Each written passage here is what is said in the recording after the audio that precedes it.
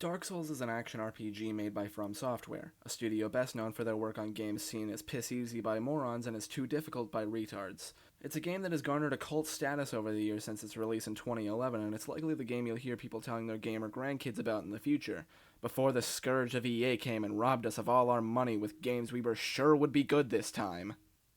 Now, I don't browse Reddit for hours on end looking to debate with someone over the gender of Siegmeyer, nor do I have weekly paint huffing sessions hoping to one day cure my colorblindness, so I thought it would be fit to lay out a full review of the game. This means listing everything about what makes it work, what makes it not work, and everything in between.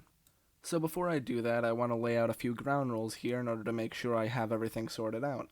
For starters, I will be talking about every area and every boss in the game to give a full overlook of their abilities, their strengths, their weaknesses, and their fun factor.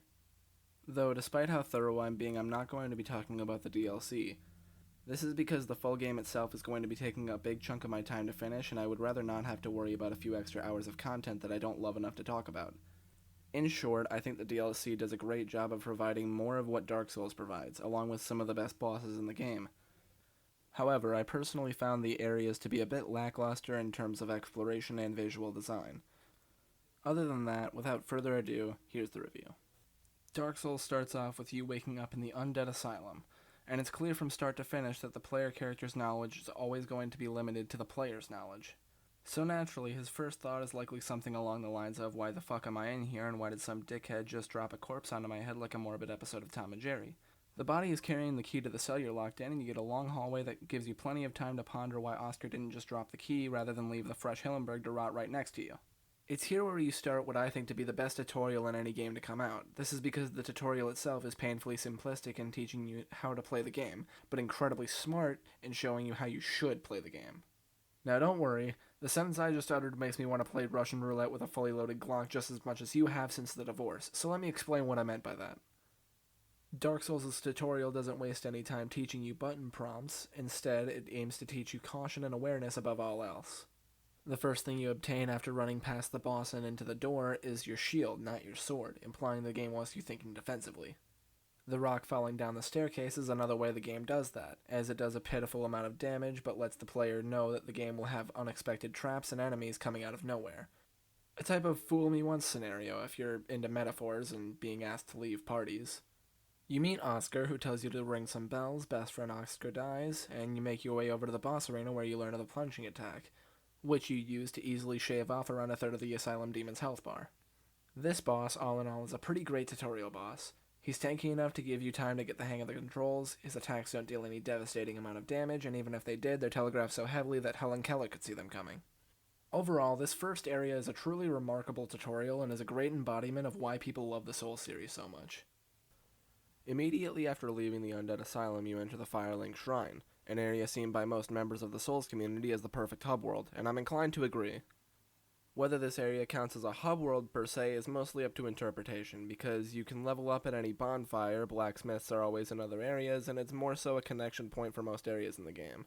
However, this area is where the NPCs you've met will congregate to give you support based on their individual specialties, and it's also where one of the few firekeepers reside, who have the ability to upgrade your Estus flask in exchange for the souls of other firekeepers. This area also gives many Dark Souls fans super boners due to how perfect its level design is. The player might start off feeling overwhelmed by how many different pathways there are when they first arrive. However, the available pathways start to get very slim once the player stops to think about them for a second. One pathway leads to enemies that can't even be attacked until you get a consumable item. You can break a pot shortly before the level that gives you said item, but good luck killing any of the ghosts with the piss poor weapon you start off with and the sheer amount of damage that'll be pumped into you, like your husband who might have had one too many drinks tonight. The next option is an area filled with skeletons that are bullshit and annoying even at the level you're supposed to be fighting them, so you can cross that option off the list. And finally, you get the pathway to the Undead Burg, which opens up to enemies that die in just a couple hits, leading to a fairly simplistic looking path. Gee, I wonder which way you should go.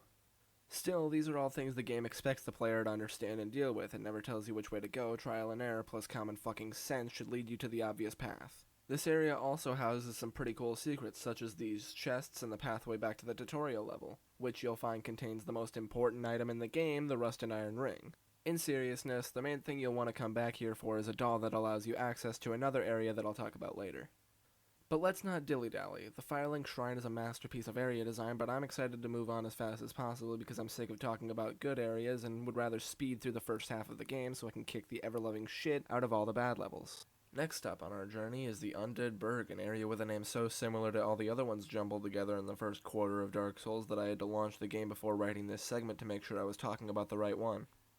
Regardless, the Undead Burg is the first real level in Dark Souls, and it's fairly solid, though I can't say it does anything overwhelmingly fantastic other than that one shortcut we'll get to in a minute. The first bonfire is where the deeper mechanics involving the humanity system will start to show their faces. Now, humanity is a bit of a strange item because of the sheer amount of uses that you'll have for it. You can only summon for help if you use a humanity to reverse your hollowing. You need humanity to kindle bonfires, which increases the amount of your uses for your Estus flasks. And you can stack humanity while on hollow to increase item drop rate. These are all incredibly useful ways to use humanity, and this makes humanity one of the most useful consumables you'll be able to find. This area also contains the first African American knight that you'll find in the game, who are a type of super strong enemy that have some incredibly powerful early game weapons. If you stack humanity and kill the first one, you'll probably be able to get his sword, which is pretty strong once you're able to toss enough souls-like shekels into your strength and dex. Finally, the player fights the Taurus Demon, a boss who might have been good if he was placed in any other kind of arena, given any other kind of moveset, and had more health than one of the early game enemies. You walk down the staircase to meet the single greatest creation God has blessed this earth with, and you get an incredibly intuitive shortcut leading back to the first and only bonfire of this area. Immediately after the dragon that storms you on the bridge, you encounter the first of two bonfires on the Undead Parish, which is an area that I have almost nothing to say about, so I will use the extra time I have to talk about one of the most nagging issues Dark Souls has with its combat design that I'm sure most people have with the game. And as the game starts to open up in its area design, this issue will become much more apparent. Very early in the game, the player will realize that, while locked on, the player can only roll in 4 directions. This means if you try to roll into and behind one of the many smaller knight-like enemies in the game, you'll find yourself either diving headlong into an attack that could very well shave off all of your health, or hurtling yourself off in an entirely different direction. I honestly don't know why the game was designed this way, because it makes zero sense from a gameplay perspective. You are limiting the player's movement options in a game that has a very large percentage of its builds based around maneuvering around their foes in order to give themselves the advantage. I understand that fixing this would make the AI easier to exploit, since based on the way they aim their attacks, they only ever seem vaguely interested in the player in the first place, but this is a problem that exists separately from the lock-on mechanics already, so I don't see how making the game more comfortable to play at the expense of maybe being able to cheese enemies that are already easily cheesed anyways is at all going to make the in-game universe collapse in on itself. Jumping back on track, this area ends at a boss fight on the rooftop with 2 gargoyles. The first one starts off by coming in at you with a full health bar, and the second one joins in about halfway through at about 50% health. This is a good fight to serve as a DPS test for the player, since it seems to be there to make sure the player has upgraded their weapons and made adjustments to their kit. Aside from that, I only have a couple more areas that I don't have much to say about in terms of their design. And I'm sure I'll be able to find something to pad out the levels with. Who knows, maybe I'll start talking about politics in order to symbolize how the player is sinking in location about as fast as I'm sinking in pride. Immediately after defeating the Bell Gargoyles, you want to hit up the Darkroot Garden to stock up on Purple Moss and Blooming Purple Moss, which are items that reduce poison. Other than that, the only other worthwhile thing to talk about from this area is the Moonlight Butterfly, whose fight has about as much fun and engagement as a sensory deprivation tank. After that, you're clear to finally run down to the lower Undead Burg, which isn't much of an area at all. That is, unless you really want to count the narrow pathway to one of the first major embarrassments of boss design in the game. That isn't even me trying to say that it's hard either. I can't really remember ever dying to this fight, but he's sure as shit annoying as fuck. Walk into the arena and get pounced on by 2 dogs while Johnny No Fun sticks his mean cleaver up your ass. Good thing his health bar is about as small as his arena though. You make your way further and enter the depths, which is a pretty fun maze to run around in for a while and ending in a boss fight that's okay. He's a damage sponge, but it's hard to get hit by him as long as you don't get too greedy. Nothing too special to say about him, really. And finally, I get to talk about one of the most well-known areas in Dark Souls from a this game is utter bullshit perspective. And I can understand why people would think that. Who would have thought that an area that's initially almost impossible to properly navigate is filled with enemies that can give you 1 of 2 status debuffs that you need valuable items to get rid of? And one of said debuff is also given to the player just by walking on the majority of terrain in Blighttown might turn off some new players. Now, it's easy to avoid most of these things when you know what you're doing and have played the game before, but new players to the game are going to have the worst time on the planet working around this area. This level seems to just be From Software saying, hey, remember the Valley of Defilement? That was funny, right? Who knows, maybe the only reason I hate this place so much is just the fact that I have to be constantly reminded of the worst area I've ever had to trudge through even while playing a game that isn't hot fucking garbage. Nevertheless, this area is ended when you fight Quelaag, a half-woman, half-spider hybrid who is known for luring men into her cave, stealing their humanity, and giving it to her dying sister. Though I don't know what kind of human being would be fucked enough to hurdle their way through all the glaring red flags for the sole purpose of catching some tail. But that doesn't matter now. Walk your way all the way back up to the parish and we'll be able to move on to two of the best areas in any game to be put out. Oh yeah, I almost forgot about the Ash Lake, an area that's nice to look at but has just a bit more substance than this video. Sen's Fortress is the area that immediately opens up once the player rings the second bell of awakening, and this area is one of my favorites in the series. And I must say, it's a breath of fresh air to finally stop talking about an area made solely to be annoying and unforgiving for the player, and instead talk about an area made solely to be annoying and unforgiving for the player. The difference here is that all of the traps and obstacles in Sen's Fortress are completely avoidable to anyone paying attention. No one trap deals enough damage to completely kill the player, and they're very much there to feel kind of like you're in a haunted house in an amusement park, walking a path and waiting for things to jump out at you. This area ends with the Iron Golem, who isn't that hard but proves to be a fun David and Goliath type fight. His arena also serves to be the entry point for one of the single greatest video game levels of all time.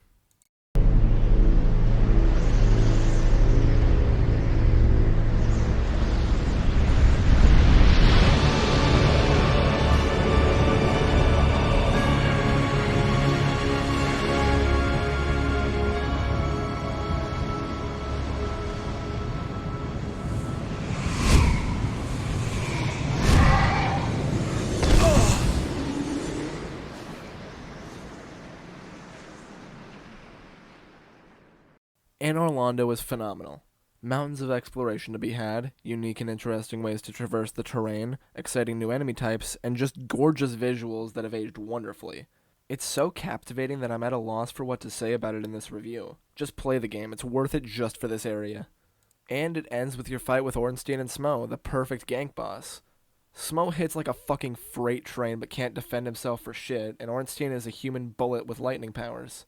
I usually kill Smo first because Super Ornstein is easy to cheese with the Black Knight sword, and his AI doesn't seem to know how to handle people standing underneath him. After taking them down, you ride the elevator up to find the world's sexiest liar, and are able to shoot her in the face to see Anor Londo's true colors. Now this area might be over, but I have one more member of the royal family to find and fuck before we're done here. Gwendolyn is boring. You run down a hallway and hit him a few times before he teleports further away from you. It's honestly not even worth the souls you get, really. The last optional area that we have to talk about here is the Painted World of Ariamis, an area that's pretty great. The thing I like most about this area is that it's completely separate from the rest of the world, which, combined with its strange enemy types and unique climate, makes you feel like you're an intruder on a world separate from your own. It ends with Crossbreed Priscilla, who's cocky to you just because she can turn invisible. Too bad, she's so reluctant to attack that she never even started a wind-up in my entire fight with her.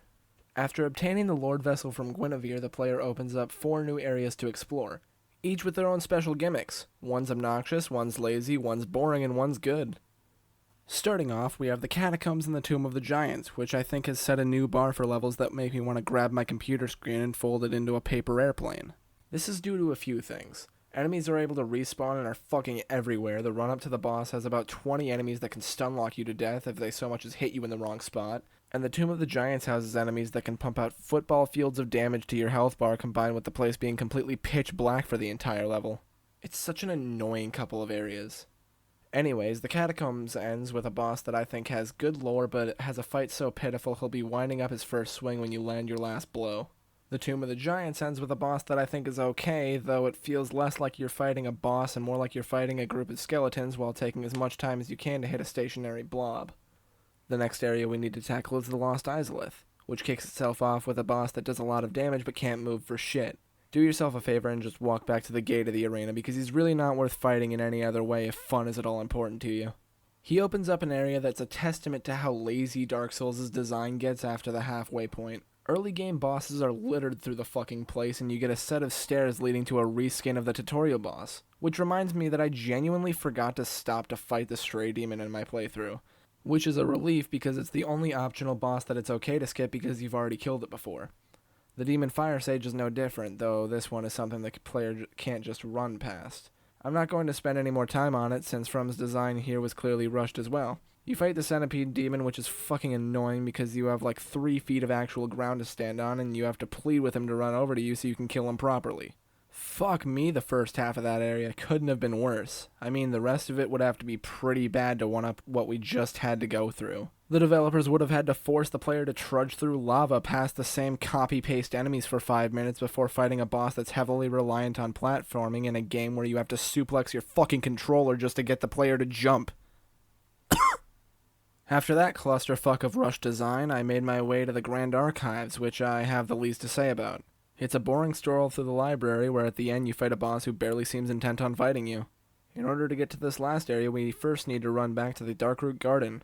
The player becomes able to open this door, and we're greeted with a vast forest filled with ghost-like enemies so plentiful that the most reliable way to beat them all is to run right past them.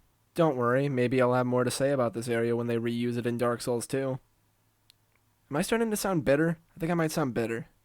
This area ends in another great boss fight, Sif, who isn't very hard, but I love this fight nonetheless, and I honestly think that's okay. I don't really understand why every fight needs to be hard to be good. I just know that narrowly dodging a sword held by the mouth of a very dedicated pooch is incredibly cathartic to me. The player then returns to the New Londo Ruins, where they are now a high enough level to be able to reasonably fight the ghosts after using the transient curse. This area is pretty great as it perfectly encapsulates the player descending into an area that no human should ever be allowed to enter, as the world slowly disappears around them. This is ended with the Four Kings, an interesting boss fight that feels mostly endurance-based since it's easily the longest in the game. I like it.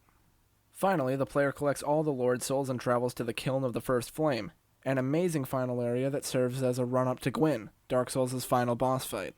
Gwyn is awesome, a 1v1 sword duel with a man who started it all, and easily the best theme in the game playing in the background. You kill him, relight the flame, and that's Dark Souls. Overall, I don't really think Dark Souls can qualify as the best game of all time. It's clearly one of the most creative and interesting, and I think its best areas and bosses are almost insurmountable by any other games. However, this game also has a lot of moments that feel incredibly annoying for the player. The last half of this game really does enforce that as well. Though this game clearly had devs who cared a lot about the game that they were making, and I think when all of its best parts are considered, it's deserving of the praise it's received. Hell, no matter what the overall product of the game was, it could have been nothing but the fucking catacombs. At least it's not Demon Souls. Bury me 6 feet underground. Take my hand and send those demons back where they were found, and save us subordinate to the ground. Take my hand and lead me far away, away, away.